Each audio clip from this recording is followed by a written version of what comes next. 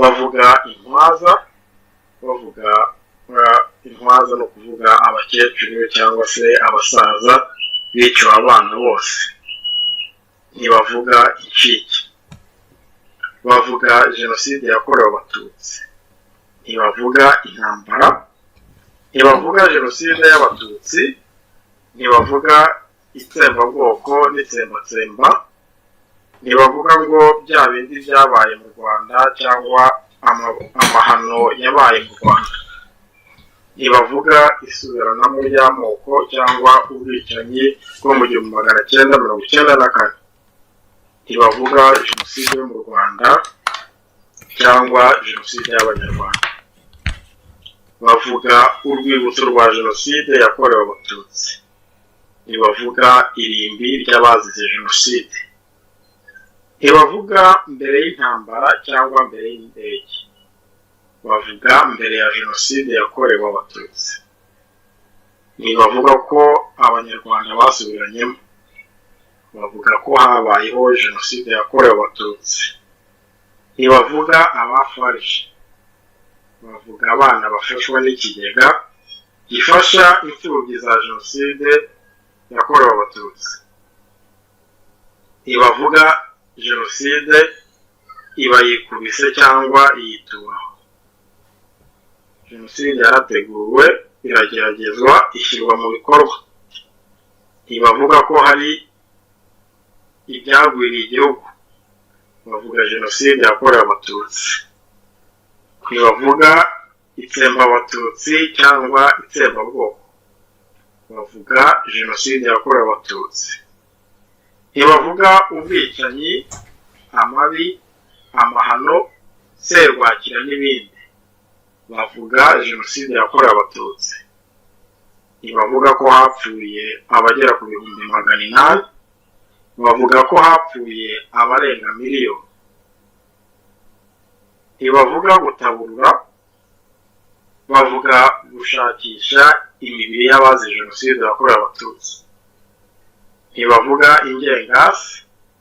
Bavuga ingengabitekerezo ya jenoside. Ntibavuga kubika neza ibimenyetso by'abazize jenoside.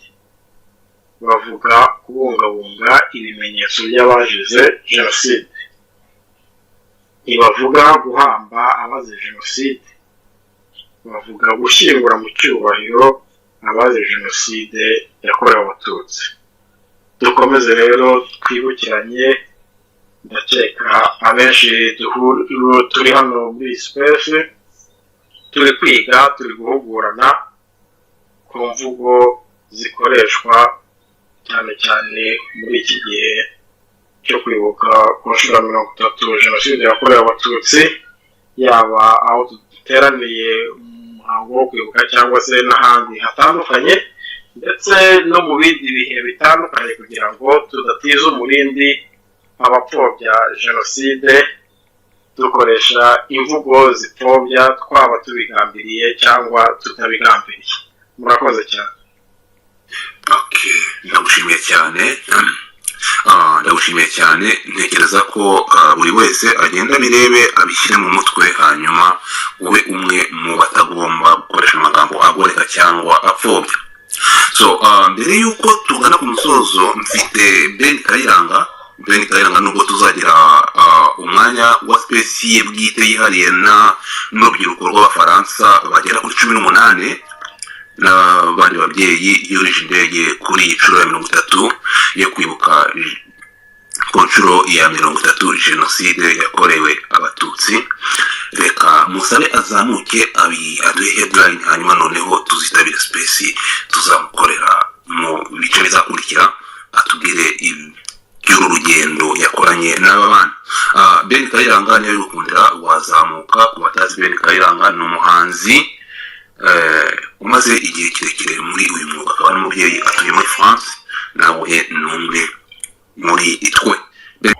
Umunyamabanga mukuru w'umuryango w'abibumbye Antonio Guterres yasabye abatuye isi bose kwifatanya mu kurwanya urwango kuko ari rwo ntandaro ya jenoside nk'iyakorewe abatutsi mu Rwanda mu mwaka w'1994. umunyamabanga mukuru w'umuryango uhuza ibihugu bikoresha igifaransa OEF Louise Mushikiwabo yagaragaje ko nubwo jenoside yakorewe abatutsi yabaye atari mu gihugu yamugizeho ingaruka kuko hari nabo mu muryango we bishwe, ndetse ashimangira ko kwihorera kwiza ari uguharanira iterambere. Umwarimu muri kaminuza akaba n'umunyamategeko muri Kenya Professor Patrick Roche Antonino Lumumba yanenze abanyafrika batega amaboko abanyamahanga bibwira ko aribo bazakemura ibibazo byabo, agaragaza ko kwishakamo ibisubizo ari cyo cy'ingenzi nk'uko abanyarwanda babigenje bahagarika jenoside yakorerwaga abatutsi. Akaba rero ari ibidasanzwe tugiye kugaruka bijyanye na gahunda yo kwibuka ku nshuro ya 30. Akaba rero ari igikorwa giteganyijwe gutangira ku itariki ya 7 Mata 2024. Turahera ku butumwa bwatanzwe n'umunyamabanga mukuru w'umuryango w'abibumbye, ndetse tuze kubabwira nuko gahunda ziteganyijwe. Ni Antonio Guterres mu butumwa yatanze ku itariki ya 3 z'ukwezi kwa 4 2024 yatangaje ko azahora yibuka abazize jenoside yakorewe abatutsi n'abarokotse bagize ubutwari bwo kubabarira ababiciye. Yagize ati ntabwo tuzibagirwa abazize jenoside, ntituzibagirwa ubutwari n'ubudaheranwa bw'abarokotse. Imbaraga n'ubushake bashyize mu kubabarira bizakomeza kuba urumuri rw'ibyiringiro muri aya mateka y'umwijima. Umukuru wa Loni yibukije ko yagize ati umuzi mukuru wa jenoside ni urwango. Agaragaza ko imbere y'uko abatutsi barenga miliyoni imwe bicwa habanje kubaho ibihe byo gukwirakwiza imvugo zibiba urwango zarazanwe n'abakoloni. Mu gihe abanyarwanda n'inshuti bitegura kwibuka ku nshuro ya 30 jenoside yakorewe abatutsi, Guterres yasabye abatuye isi guhagurukira rimwe bakarwanya urwango n'ivangura iryo ari ryo ryose. Guterres yavuze ko muri iki gihe ari ibintu bigomba gukorwa. Yagize ati wagerageza kuducamo ibice dukwiye kumuha ubutumwa bweruye busobanutse kandi bwihuse bw'uko amateka y'umwijima nk'aya yabaye mu Rwanda atagomba gusubira. Ati dukora ibishoboka byose kugira ngo ibikorwa byatangiye ku itariki ya 7 Mata 1994 bitazibagirana kandi ntibizasubire ahantu hose. Akaba rero ubutumwa bwatanzwe n'umunyamabanga w'umuryango w'abibumbye. Ni mu gihe kandi umunyamabanga mukuru w'umuryango uhuza ibihugu bikoresha igifaransa Louise Mushikiwabo nawe yagize icyo atangaza. Ni ubutumwa Mushikiwabo yagarutseho mu gihe abanyarwanda n'inshuti z'u Rwanda bitegura kwibuka ku nshuro ya 30 jenoside yakorewe abatutsi mu mwaka wa 1994. Louise Mushikiwabo ni umwe mu batanze ubuhamya bw'ibyabaye muri jenoside binyuze mu kinyamakuru Jeune Afrique. Yavuze ko buri gihe ibihe byo kwibuka byegereje yongera kugira urwibutso ku bihe bya jenoside. Yagize ati ni nk'inzozi mbi zongeye kugaruka, biragoye kwiyumvisha ko hashize imyaka 30 kuba twegereje kwibuka ku nshuro ya 30 bya bihe birongera bikagaruka. Yakomeje avuga ko jenoside yakorewe abatutsi yabaye ari muri Leta Zunze Ubumwe za Amerika gusa ihitana bamwe mu bagize umuryango we. Mushikiwabo yavuze ko kwihorera kwiza kuri we n'abandi barokotse ari ugukomeza guharanira kubaho neza. Ati kwihorera kwanjye ni ukubaho neza, gukomera no guhangana n'ibibazo. Hejuru y'ibyo uyu munsi ndushijeho kuba mfite imbaraga kuko mbabereye mu cyimbo. Ni mu gihe kandi yumva ko n'umuntu wese agomba kuba yaharanira ibingibi, kubaho neza mu rwego rwo kuba yakomeza kugira ubuzima bwiza. Mushikiwabo uyu rero akaba ayobora umuryango w'ibihugu bikoresha ururimi rw'igifaransa francophonie. Akaba rero ari inshingano yahawe kuva muri Mutarama 2019. Yatorewe iyi mirimo mu nama ya 17 y'abakuru b'ibihugu na guverinoma bigize francophonie yabereye Yerevan muri Armenia mu Kwakira muri 2018. Yakoze inshingano zitandukanye muri guverinoma y'u Rwanda zirimo kuba minisitiri w'ububanyi n'amahanga n'ubutwererane kuva muri 2009 kugeza muri 2018. Mushikiwabo kandi yanabaye umuvugizi wa guverinoma ndetse yabanje kuba minisitiri w'itangazamakuru. Yize mu yahoze ari kaminuza nkuru y'u Rwanda i Butare, aho yakuye impamyabumenyi mu bijyanye n'indimi. Muri Nyakanga mu mwaka w'1985 yabonye akazi mu ishuri ryisumbuye rya Lycée de Kigali, aho yigishaga ururimi rw'icyongereza. Mu mwaka w'1986 yahawe buruse yo kujya kwiga muri Leta Zunze Ubumwe za Amerika muri kaminuza yitwa Delaware, aho yize ibijyanye n'indimi n'ubusemuzi, language and entrepreneurship. Aho yarangije yaje kubona akazi Washington DC, ndetse mu gihe cya Jenoside yakorewe Abatutsi mu mwaka w'1994 yakoraga muri Leta Zunze Ubumwe za Amerika. Yanafatanyije n'uwitwa Jack Kramer. Louise Mushikiwabo yanditse igitabo kuri Jenoside yakorewe Abatutsi cyitwa Rwanda Means the Universe, cyangwa se Natives Memories of Blood and Bloodlines.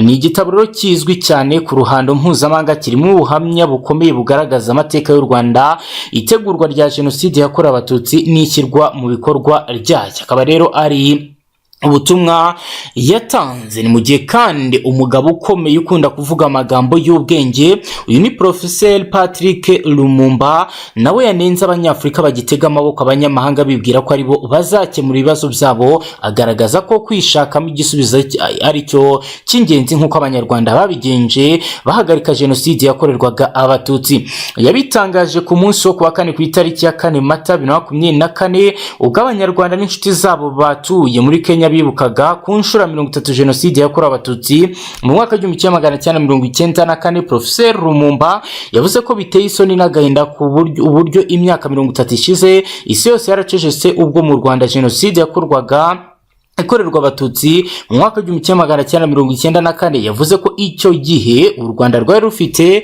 abaturanyi abahagarariye ibihugu byabo, umuryango mpuzamahanga, ariko abo bose mu minsi 100 baracecetse hakicwa abarenga miliyoni 1. Lumumba yavuze ko kuri iyi nshuro 30 abantu bakwiriye gutekereza uburyo umuntu ashobora gukora ikibi agahitana ubuzima, ndetse n'uburyo icyarimwe ashobora kurokora ubuzima. Yavuze ko Abanyafurika badakwiye kwiringira amasezerano mpuzamahanga ngo bumve ko ariyo yonyine azabarengera bari mu bibazo inshingano, ku buryo ashingira ku buryo Jenoside yakozwe amahanga arebera. Yagize ati uyu munsi turibuka ibyabaye mu myaka 30 ishize, bitwibutsa ko ubwoko bwose bw'amasezerano ubwayo adahindura umuntu, kubera ko mu mwaka w'1994 ubwo Jenoside yakorerwaga Abatutsi yabaga amasezerano y'uko hatazongera kubaho Jenoside yari yarashyizweho umukono mu mwaka w'1948 yari ahari. Yavuze kandi ko kwibuka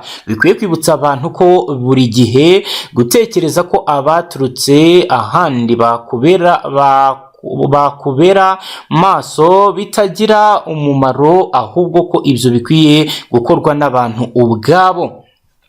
Yongeyeho kandi ko n'ikindi gihe nihabaho guhanga amaso ibisubizo bizaturuka ahandi aho kwishakamo umuti w'ikibazo, icyo gihe amateka azongera kwisubiramo. Lumumba yagaragaje ko ubudaheranwa bw'u Rwanda nyuma ya Jenoside bwabaye ikimenyetso cy'uko nyuma y'ibihe by'umwijima abantu bashobora kongera kubana mu mahoro.